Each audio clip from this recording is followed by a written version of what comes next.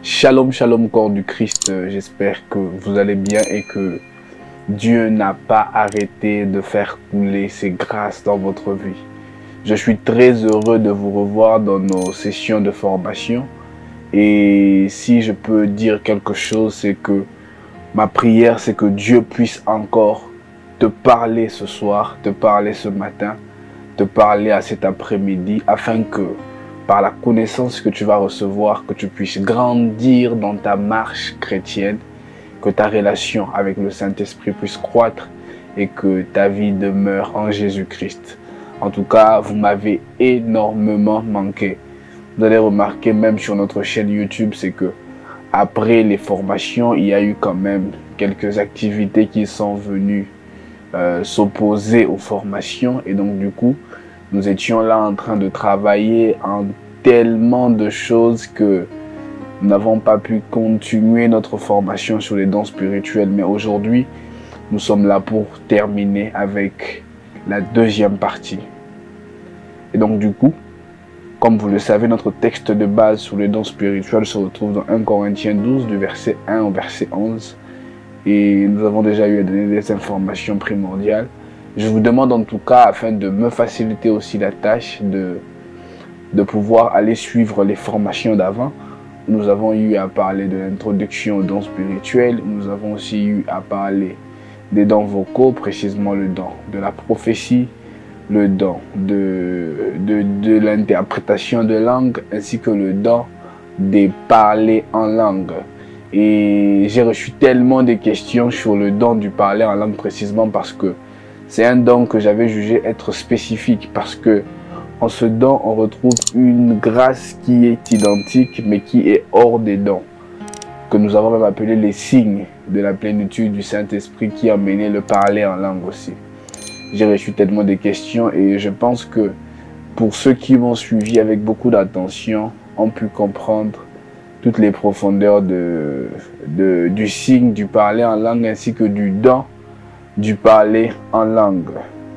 Si vous avez des questions, ne manquez pas de nous écrire cela, nous serons là pour vous répondre.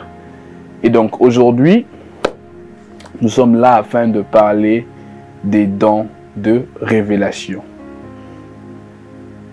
Père éternel, je prie dans le nom de Jésus-Christ. Je t'en supplie, Dieu des cieux. Fais en sorte que la formation d'aujourd'hui puisse avoir une touche de plus. Je t'en supplie, Dieu des cieux. Fais que le don que nous allons mentionner en ce lieu puisse être des dons qui seront donnés dans les vies de tes fils ainsi que dans les vies de tes filles, afin qu'elles puissent témoigner ta grandeur, afin qu'elles puissent vivre plus proche du Saint-Esprit. Au nom de Jésus-Christ, j'ai ainsi prié. Amen. Et donc, comme je le disais, aujourd'hui nous allons parler des dons de révélation. Premier don de révélation qui est, selon la liste que nous sommes en train de suivre, le quatrième don spirituel que nous allons étudier, c'est le don de la parole de sagesse. Qu'est-ce que donc le don de la parole de sagesse? La parole de sagesse est une capacité venant du ciel, une capacité divine qui permet par une révélation de faire part à des solutions miraculeuses. Et donc du coup, comprenez que le Saint-Esprit donne à un certain groupe des enfants de Dieu un don très spécifique. Et ce don est appelé le don de parole de sagesse.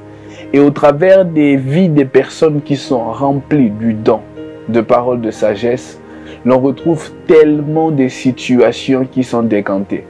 On retrouve tellement de situations qui reçoivent des solutions miraculeuses, où ce n'est pas par des efforts humains que l'on trouve la solution. Non, c'est juste par une simple réflexion, par une simple pensée, par une simple parole, que bam, une solution se trouve. Là où peut-être l'homme pouvait creuser pendant des années pour comprendre quelque chose, une simple révélation d'une sagesse divine venue d'en haut, descendue sur terre dans la vie d'un porteur du Saint-Esprit. Bam, la solution se trouve. Et j'aimerais dire aux enfants de Dieu ceci. Ceci n'est pas un don à négliger. Peu de chrétiens sont de ceux qui jugent ce don être important. Plusieurs se disent que non, j'aimerais prophétiser, j'aimerais guérir les malades. Je n'aimerais pas avoir le don de sagesse. Mes amis, ce don est très important. Surtout dans le corps du Christ, quand il y a des problèmes, lorsqu'on a besoin de connaître des choses qui peuvent nous faciliter la tâche, il est important de recourir à la sagesse. Et c'est même un don que je trouve qui nous permet aussi de faire comprendre à ceux qui sont dans le monde que oui, l'intelligence, ils peuvent l'avoir à l'école, mais le don de la sagesse ne peut venir que tout droit de Dieu. Et du coup, on peut te mettre face à un homme intelligent de ce monde. Mais toi, à cause du au-delà de l'intelligence que tu as, qui est le don de parole de sagesse, tu peux te démarquer de lui. Tu peux avoir une position de supériorité face à celui qui est dans le monde. À cause du don de parole de sagesse. D'ailleurs, pendant que j'étais en train de faire une étude sur ce don, je me suis rendu compte aussi que lorsqu'on lit le parcours de l'apôtre Paul, lorsqu'il pouvait aller en Corinthe, dire « ne faites pas ceci ». Il pouvait aller chez les Thessaloniciens, leur dire « ne faites pas ceci ». Cela n'était pas toujours des paroles qui étaient adressées à tout le corps du Christ. Comme un exemple qu'on disait, tel endroit ne prêche, la femme n'a pas le droit de prêcher. Les gens peuvent dire que non, c'est que la femme n'est pas appelée à prêcher. Non, ce sont des paroles qui étaient destinées à des cas spécifiques que Paul était en train de rencontrer. Et donc du coup, pour emmener de l'ordre là où il retrouvait le désordre, c'est alors qu'il donnait toutes ces paroles révélatrices. C'est alors qu'il disait que la femme se taise, qu'elle ne parle pas. Je ne conseille pas que vous puissiez porter des bijoux, pas de pantalon. Couvre-toi. Ce sont des paroles de sagesse, des révélations remplies de sagesse qui ramenaient l'ordre là où le désordre avait pris place. Et donc du coup, apprenez qu'il est très important de recevoir cette sagesse venue d'en haut. Et le meilleur endroit où on peut mieux comprendre ce don de sagesse, dans quoi il peut agir, c'est lorsque vous lisez 2 Chroniques 1 du verset 10 et au verset 12, vous allez comprendre là l'histoire de Salomon qui rencontre 2 femmes. Il rencontre 2 femmes qui se plaignent être propriétaires d'un enfant. Je paraphrase l'histoire. C'était donc 2 femmes qui avaient enfanté 2 enfants, chacun un de son côté, le même soir, le même jour. Mais arrivé le soir, elle a tourné lors de son sommeil et a eu à monter sur son enfant. Et malheureusement, l'enfant était mort. Se rendant compte du dégât qu'elle avait déjà causé, elle prit son enfant, elle le mit sur le lit de celle qui n'avait pas écrasé son enfant et prit l'enfant de celle qui n'avait pas tué son fils, fait de cet enfant son propre enfant. Et le matin, la maman se rend compte que cet enfant n'est pas le mien. Je connais mon enfant. Cet enfant est l'enfant de ma voisine. Elle a pris mon enfant et elle m'a donné son enfant qui est mort. Plusieurs personnes ne pouvaient jamais croire en cette dame parce que elles pouvaient se dire, ces personnes, comment un événement pareil peut se faire. Et du coup, c'était un problème qui était difficile à trouver une solution. Cela était un problème qui était difficile à décanter. Mais Salomon, roi d'Israël en ce temps-là, reçut une révélation remplie de sagesse. Il dit, bon ok, emmenez l'enfant, on va découper l'enfant en 2. Comme ça, l'un prend une partie, l'autre prend l'autre partie. Et comme la mère, reconnaissant que tel était mon enfant, ne pouvait pas accepter que l'enfant meure, elle dit, non maître, donnez-la à l'enfant.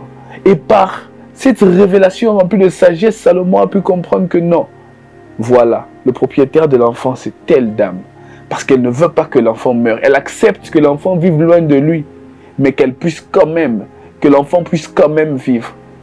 Et donc du coup, apprenez à aspirer aussi au don de parole de sagesse. Cela vous permettra à éviter tellement de choses. Cela vous permettra à décanter tellement de problèmes d'une manière miraculeuse. Le deuxième don de révélation que nous allons maintenant étudier est un don qui fait beaucoup débat dans le corps du Christ actuellement, c'est le don de parole, de connaissance. Ce don est un don qui donne la capacité de révéler des faits cachés, des événements et des situations bien précis, de manière précise, que ce soit dans le passé, dans le présent ou même dans le futur.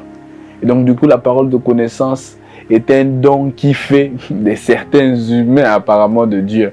Alors que dans le fond, ce n'est qu'un don du Saint-Esprit comme tout autre don. Celui qui a la capacité de donner des paroles de connaissance n'est pas plus que celui qui a la capacité de donner des paroles de sagesse. Il n'y a pas un don qui est supérieur à un autre. Tous les dons sont identiques. Et donc du coup, la spécialité du don de paroles de connaissance, c'est la capacité de révéler des événements cachés, des choses cachées de manière très précise. Et l'une des choses que moi j'ai pu remarquer dans le parcours de ma vie chrétienne, c'est que le don de parole de connaissance est souvent accompagné d'un autre don, précisément des fois du don de la prophétie ou d'un don de parole de sagesse. Dans le sens où plusieurs se posent des questions. Quand tu me révèles un événement caché, un fait caché, un bien caché, qu'est-ce que je gagne? Mes amis, ne négligez jamais ce don. Ne vous dites jamais, lorsqu'on me dit peut-être une chose cachée en moi, que je n'ai jamais dite à quelqu'un, mais par révélation, toi tu le reçois, homme de Dieu, et tu me le dis. Qu'est-ce que je bénéficie en entendant cela? Tu bénéficies le fait que Dieu a prouvé qu'il parle toujours. Tu bénéficies du fait que Dieu a prouvé qu'il veille sur ta vie. Tu bénéficies du fait que Dieu a prouvé que ce que tu peux garder en toi, lui, il peut le voir. Et bien plus, il peut t'aider, il peut te sauver, il peut te donner la solution, même à des blessures intérieures que tu n'as jamais sorties, mais que tu gardes toujours à l'intérieur de toi. Du coup, ne voyez pas ce don dans l'aperçu que nous voyons plus aujourd'hui. Voir le numéro de téléphone de quelqu'un, voir peut-être la taille de vêtements de quelqu'un. Mais essayez un peu d'élargir votre vision de ce don. Il se peut que vous puissiez être une personne qui ait vécu un événement dans le passé, que vous n'avez jamais dit, mais qui vous a toujours traumatisé. Par un don de parole de connaissance, vous avez la possibilité de sortir cette blessure qui a tant demeuré dans votre vie. Et donc du coup, dites-vous que par le don de la parole de connaissance, Dieu révèle à celui qui voit, à celui qui entend, à celui qui reçoit la révélation, la capacité de connaître ce qui a été caché, de le remettre sur table, et qui par après permettra même à un don de sagesse de dire quelque chose qui peut régler le problème, qui peut apporter une solution, ou soit par un don de prophétie, qui peut, à travers cet événement qui a été révélé, prédire l'avenir, dire ainsi dit l'Éternel, ou peut-être par un don de miracle. Vous voyez, c'est un don qui est très souvent accompagné de plusieurs autres dons. Ça peut révéler une maladie cachée, ça peut révéler une maladie non dite. Et du coup, lorsque le dossier revient à la table, le don de guérison vient guérir. Tu étais malade, ça fait 10 ans. Tu souffrais de ceci. Mais maintenant, Dieu te guérit.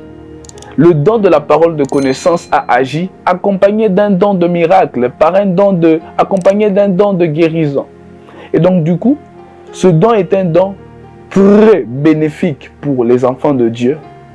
Ce don est un don très bénéfique pour ouvrir les portes afin que Dieu puisse imposer quelque chose de nouveau dans votre vie. Et si je peux prendre quelques exemples, c'est que lorsque vous lisez la Bible dans Jean 4, le verset 19, Jésus-Christ a pu donner l'exemple parfait de ce don de parole de connaissance. Jésus-Christ rencontre la femme samaritaine. La femme samaritaine qui essaye de mentir à Jésus-Christ, si je peux le dire ainsi. Elle essaye d'être sage selon l'humanité des hommes envers Jésus-Christ. Jésus-Christ a pu démontrer à cette femme que par une simple parole de connaissance, une personne athée, une personne qui peut-être ne croyait pas, pouvait croire. Parce que lorsque Jésus a rencontré cette femme samaritaine et que Jésus a essayé de le faire comprendre qu'il était plus important que celui qui leur avait laissé ce puits, La femme ne croyait pas. Elle peut donc être considérée comme étant une athée, une de ceux qui ne veulent pas croire en la vérité.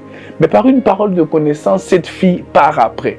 Et elle est témoignée, dire, j'ai rencontré une personne qui a pu me dire ma vie, qui a pu me dire ce que je suis, qui a pu me dire ce que je fais.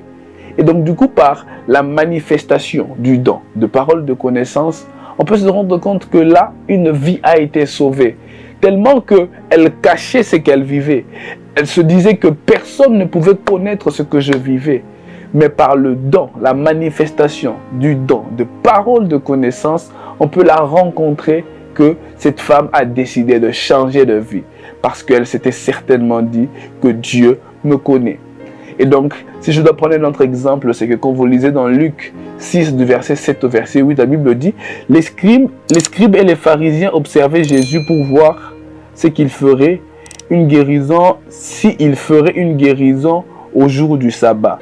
Mais, la Bible donne une précision, mais ils connaissaient leurs pensées. Qui connaissait leurs pensées? Jésus-Christ.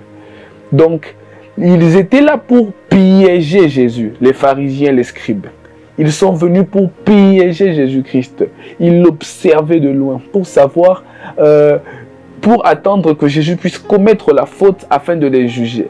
Mais à cause du don de parole de connaissance que Jésus-Christ avait, ils savaient que leur pensée était de le voir faire un miracle le jour du sabbat. La Bible précise, mais Jésus-Christ connaissait leurs pensées. Comment ils pouvaient connaître leurs pensées? C'est parce que le don de parole de connaissance avait révélé la pensée cachée des scribes et des pharisiens. Le dernier don de révélation que nous avons maintenant et que nous allons décortiquer maintenant est le don de discernement des esprits. Comme je l'ai dit à l'introduction, mes amis, sachez que la Bible ne parle pas du don de discernement de l'esprit, mais la Bible parle du don de discernement des esprits. Donc cela veut dire que il ne peut pas que détecter le diable, mais il peut aussi détecter Dieu. Parce qu'aujourd'hui, plusieurs porteurs du don de discernement des esprits sont experts à dire le diable, ça c'est le diable, ça c'est le diable, je discerne, ça c'est le diable. Quand est-ce que tu peux dire ça c'est Dieu, ça c'est Dieu, ça c'est la présence des anges, ça c'est la présence de la gloire de Dieu. Mes amis, il est important que lorsque nous portons le don de discernement des esprits, que nous ne soyons pas seulement là en train d'effrayer les gens en leur disant le diable, le diable, le diable. Non, des fois il faut aussi dire aux gens ça c'est Dieu, ça c'est Dieu, ça c'est Dieu. J'aime ce qu'un aîné dans la foi dit. Il dit, sachez que le détecteur de billets ne détecte pas que les faux billets. Il peut aussi détecter les vrais billets. Et donc du coup, lorsque tu es porteur déjà de ce don, sache que tu n'es pas porteur d'un don de discernement des esprits mauvais, mais tu es un porteur de don de discernement des esprits. Que cela soit des esprits bons ou mauvais. Et donc du coup, ce don permet de dévoiler ce qui est bon ou mauvais. Celui qui porte ce don peut, par la capacité de ce don, dire ceci est bon, ceci est mauvais. Mais cela n'exclut pas le fait que, rien qu'en sachant que ceci est mauvais, on peut connaître déjà qu'est-ce qui est bon. Et pour donner quelques exemples d'où on peut voir la manifestation des dons, des discernements des esprits, c'est que lorsque nous lisons dans Actes 16, du verset 16 au verset 8, on voit là une servante de Dieu qui était en train de suivre Paul pendant son parcours missionnaire, disant aux gens, serviteur du Très-Haut, cet homme est un serviteur du Très-Haut. Ceux qui accompagnaient Paul, ces hommes sont des serviteurs du Très-Haut. Ces hommes sont des serviteurs de Dieu. Mais Paul avait pu détecter derrière les paroles de cette femme un esprit de python. Et Paul pouvait comprendre que tout ce qu'elle disait, elle le devinait par un esprit de divination. Un esprit mauvais qui peut aussi révéler ce qui est caché. Parce que sachez que même le diable peut savoir si par un esprit mauvais que ceci est une manifestation de Dieu. Et cette femme, oui, elle était révélée. Parce que Paul et ses acolytes étaient vraiment des serviteurs du Très-Haut. Mais Paul a pu comprendre que derrière cette révélation se cache un esprit mauvais. C'est ainsi que j'aimerais dire ceci aux enfants de Dieu. Ce n'est pas parce qu'il y a un miracle que c'est certainement Dieu qui a agi. Ce n'est pas parce qu'il y a un prodige que c'est certainement Dieu qui a agi. Le diable a aussi la capacité d'accomplir des choses tout en mettant toute sa puissance derrière. Et donc du coup, celui qui a le don de discernement des esprits peut savoir que ce paralytique qui a marché n'est pas le fait clair et net de Dieu. C'est le fait clair et net du diable. Ah, ce don, il est merveilleux. D'ailleurs, je prie dans le nom de Jésus-Christ que Dieu puisse faire croître par son esprit ce don dans l'église de mon pays. Que ce don puisse croître au nom de Jésus-Christ. Parce que dans les temps de la fin, il nous sera très compliqué, très difficile de connaître qui est l'ivré, qui est le blé. De connaître qui est dans le vrai, qui est dans le faux. Parce que le diable va multiplier sa puissance. Dieu aussi multipliera sa puissance. Mais par le don du discernement des esprits, on peut savoir qui se cache derrière ce qui se fait.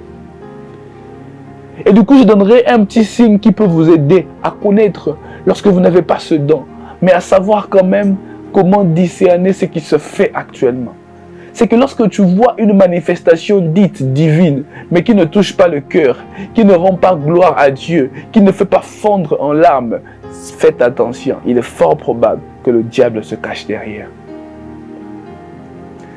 Lorsque face à une manifestation divine, tu as l'impression que rien ne s'est fait, tu as l'impression que c'est normal, quelque chose s'est fait. Non mes amis, lorsque Dieu se manifeste, sa gloire est toujours présente et on peut toujours la sentir envahir notre vie. Et donc du coup, lorsque tu vois une manifestation dite spirituelle venant de Dieu, mais qui n'apporte aucune vie, qui n'apporte aucune assurance, qui n'apporte aucune adoration, faites attention. Il est fort probable que le diable se cache derrière. Cette femme disait, ces hommes sont des serviteurs de Dieu. Ces hommes sont des serviteurs de Dieu. Mais ils ont pu détecter l'esprit mauvais qui se cachait derrière. Et donc du coup, on a pu voir la manifestation du don de discernement des esprits. Paul a dit, ceci n'est pas l'esprit de Dieu. Ceci est l'esprit du diable. Ceci est un esprit de Python. Je prie dans le nom de Jésus-Christ que Dieu puisse imposer ce don dans ta vie au nom de Jésus-Christ. Mes amis, vous avez besoin de ce don. Je pense qu'on va s'arrêter là et on va prier le Seigneur ensemble. Je suis tellement touché de prier l'Éternel afin qu'il puisse remplir son peuple d'un don de discernement des esprits. Parce que vous savez, dans le moment où nous sommes, tous les dons sont importants. On veut beaucoup plus focaliser nos envies vers des dons que nous apprécions, alors qu'il y a des dons qui sont très importants pour le salut du corps du Christ que nous négligeons. Pas important dans le sens où elles valent plus que d'autres, mais dans le sens où tout est équitable et tout doit être consumé. Aujourd'hui, on peut voir comment est-ce que le diable introduit ses volontés, introduit ses manifestations, introduit ses incantations dans le corps du Christ, sans qu'il y ait des personnes qui aient la capacité de détecter que ceci est une manifestation du diable. Je prie dans le nom de Jésus-Christ qu'il fasse grâce à son peuple de recevoir ce don. Et ceux qui ont déjà ce don, je demande à l'Éternel de faire croître cela en vous, afin que vous puissiez nous aider à bien connaître où est notre Dieu. Et la deuxième partie de ce don, comme je l'ai dit, il ne détecte pas que des esprits mauvais. C'est un don qui peut aussi détecter la présence de Dieu. Où sont ces gens qui peuvent encore nous attester aujourd'hui que la gloire de Dieu est en ce lieu? Peu dans ma vie, j'ai pu rencontrer des gens qui peuvent nous attester que ce que vous voyez est la présence de la gloire de Dieu. Peu de ces gens peuvent nous attester aujourd'hui ce qui vient de se faire maintenant est la manifestation d'un ange que l'Éternel a envoyé pour toucher son enfant, pour toucher son fils, pour toucher sa fille. D'ailleurs, dans les églises de réveil, nous pouvons remarquer très souvent des manifestations spirituelles qui qui se passe dans les vies des enfants de Dieu lors des cultes. Mais peu sont ceux qui ont cette capacité de nous dire que non, ceci était la manifestation des anges que Dieu avait envoyés pour toucher l'enfant tel, pour toucher la sœur telle, pour toucher le frère tel. C'est vrai que de ce côté, ces choses paraissent un peu de trop, mais c'est vrai. Parce que tu ne discerneras pas que les esprits mauvais, tu pourras aussi discerner les esprits bons. Si Paul a pu savoir que ceci était l'esprit de Python, il pouvait aussi donc savoir que tel endroit, c'est la manifestation de la gloire, de la présence de Dieu. Il pouvait discerner que ceci est une atmosphère de miracles. Ceci est une atmosphère de guérison. Ceci est une atmosphère de délivrance. Mes amis, priez le Seigneur, demandez à Dieu, à vous qui reconnaissez recevoir ce don des discernements des esprits, d'avoir ce don en vous et de faire croître ce don en vous. Priez le Seigneur, demandez à Dieu qu'il puisse vous aider à grandir en ce don, afin que vous puissiez manifester ce don dans le corps du Christ dans lequel moi j'appartiens, que toi tu appartiens, et que le nom de Dieu puisse encore être très bien manifesté, afin que les œuvres du diable puissent être éloignées, afin que les attaques du diable puissent être éloignées, parce qu'il met trop de pièges dans les vies des enfants de Dieu. Seul celui qui peut discerner peut nous dire: ceci n'est pas la présence de Dieu. Ceci est la présence de Dieu.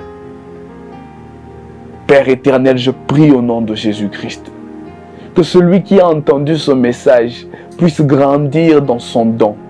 Le don de la révélation, le don de la parole de sagesse, le don de la parole de connaissance, le don de discernement des esprits, au nom de Jésus-Christ. Que le Saint-Esprit t'embrasse de là où tu es et qu'il t'emmène dans les hauteurs de ce don spirituel. Qu'il t'emmène à aller beaucoup plus loin avec ces dons spirituels. Que ton don puisse être nourri tous les jours. Que ce don puisse être nourri tous les jours afin que tu puisses emmener ce don à se manifester jusqu'à son plus haut niveau. Au nom de Jésus-Christ. Dans le nom de Jésus-Christ. Telle était la formation d'aujourd'hui. Je prie en tout cas que vous puissiez rester sous cette atmosphère et que vous puissiez demeurer près du Saint-Esprit afin qu'il puisse continuer ce travail qu'il commence. Vous qui avez ces dons de révélation, recevez-le dans les plus hautes dimensions. Grandissez dans ce don parce que l'Église a aussi besoin de ces dons. Que Dieu vous bénisse abondamment et que sa faveur puisse vous accompagner. Telle était la formation d'aujourd'hui. Je nous prie de rester connectés. Dans la prochaine session, nous allons parler des dons de puissance. Et je suis sûr et certain que Dieu ne manquera pas de vous bénir. Et surtout, je vous demanderai de rester connectés parce que après avoir fini ce programme sur les dons spirituels, nous aurons toute une séance de prière avec des amis et nous allons prier afin que les dons du Saint-Esprit puisse s'imposer dans vos vies au nom de Jésus-Christ et je crois qu'il en sera ainsi. Restez connectés. Si vous avez à dire, on vous l'a toujours dit, dites. Si vous avez à partager, si vous dites que ce message vous a béni, que vous aimeriez bénir d'autres personnes, partagez ce message et Dieu ne manquera pas de vous bénir. Et surtout, n'oubliez pas, s'abonnez-vous.